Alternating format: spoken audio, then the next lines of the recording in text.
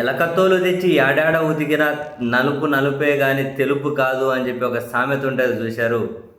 ఆంధ్రప్రదేశ్లో కొన్ని రాజకీయ పార్టీలు, కొన్ని మీడియా సంస్థలు అనబడేటివి ఎంత ఘోరం జరుగు, ఎంత విషాదం జరుగు, ఎంత దారుణం జరుగు, వాళ్ళ బుద్ధి మారదు, వాళ్ళ మనస్తత్వం మారదు. సేమ్ అదే సామెత వీళ్ళకు వర్తిస్తుంది.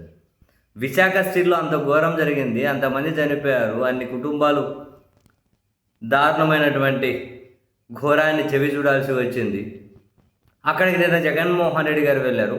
ఆయన సూటిగా స్పష్టంగానే రాష్ట్ర ప్రభుత్వాన్ని అడిగింది ఏంటి, అయ్యా మేము దిగిపోయినాటికి 28,000 మంది ఉద్యోగులు ఉన్నారు, మరి ఈరోజు కేవలం 16,500 మంది ఉద్యోగులు మాత్రమే ఉన్నారు, ఎందుకని వాళ్ళని తొలగించారు, మిగిలిన వాళ్ళ మీద పని ప్రెజర్ ఎందుకు పెడుతూ ఉన్నారు, టైంకి జీతాలు ఎందుకు ఇస్తలేరు, ఉత్పత్తి ప్రకారమే డబ్బులు ఎందుకు ఇస్తూ ఉన్నారు? సమాధానం అంతే సూటిగా చెప్పాలి.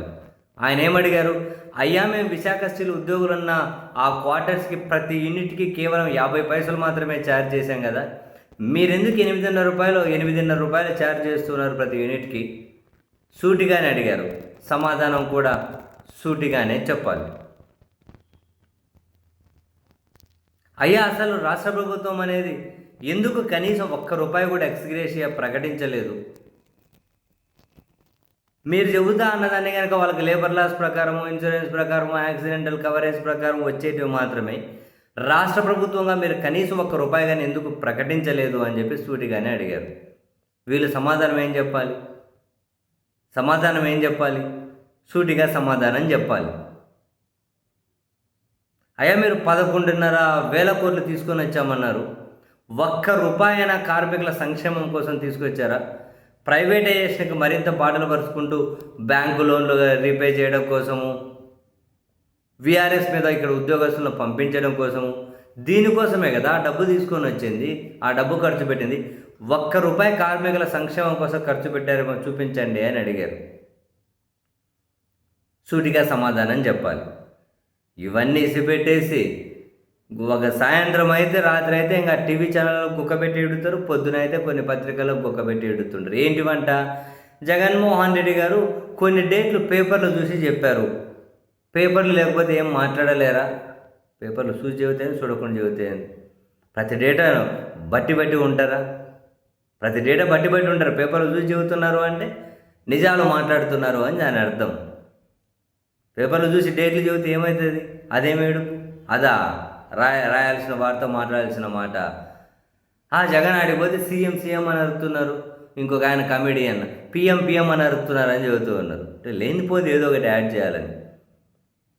ఆడెవరో 10 మంది అరిచినారని అనుకుందాం సీఎం అని, దాంతో ఏం సంబంధం? అసలు కంటెంట్ ఏంటి? వీళ్ళు మాట్లాడేది ఏంటి? అయ్యే మాట్లాడే కదా, ఈ ఏడుపులు ఏమన్నా సంబంధం ఉందా?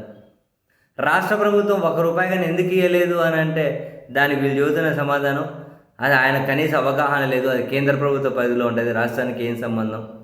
అక్కడ లాస్ కూడా, చట్టం కూడా కేంద్రంతో వర్తిస్తుంది, రాష్ట్రానికి ఏం సంబంధం? ఆ మాత్రం అవగాహన లేదా? అంటే చట్టాలు, లాస్ గురించి మాట్లాడాలా? చనిపోయిన ప్రజలు ఎవరు? చనిపోయింది ఎవరు? ఎక్కడోళ్ళు? రాష్ట్ర ప్రభుత్వం డబ్బులు ఇవ్వాలంటే చట్టాల గురించి మాట్లాడాలా? చంద్రబాబు నాయుడు గారు సూటిగా చట్టాల గురించి మాట్లాడతారు, జగన్ లాగా కాదు. అంటే చట్టాల గురించి మాట్లాడతారు కాబట్టి కేంద్ర పరిధిలో జరిగింది కాబట్టి ₹1 ఇవ్వరా? మన ప్రజలు కదా చనిపోయింది, ఎందుకు ఇవ్వకూడదు? ఎందుకు ఇవ్వరు అంటే ఈ విధంగా కవర్ చేసుకుంటారా? ఇదేం విడ్డూరో నాకు తెలియక అడుగుతాను. ఇంత కామెడీ ఏంటి? అసలు ఆయన సూటిగానే అడిగితే సమాధానం చెప్పలేక ఈ అడ్డదిడ్డమైనటువంటి రాతలేంటి, అడ్డదిడ్డమైనటువంటి ఈ కూతలేంటి? అసలు వీళ్ళు ఎప్పటికైనా మారతారని చెప్పి ఆశించడం బుద్ధి లేని పని. సీరియస్లీ ఎప్పటికీ మారరు. సేమ్ అదే సామెతే, ఎలకతోలు తెచ్చి ఆడాడు ఉతికినా నలుపు నలుపే కానీ తెలుపు కాదు.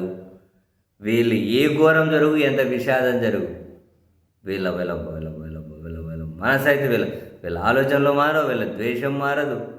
ఏం మనుషులు రా బాబు.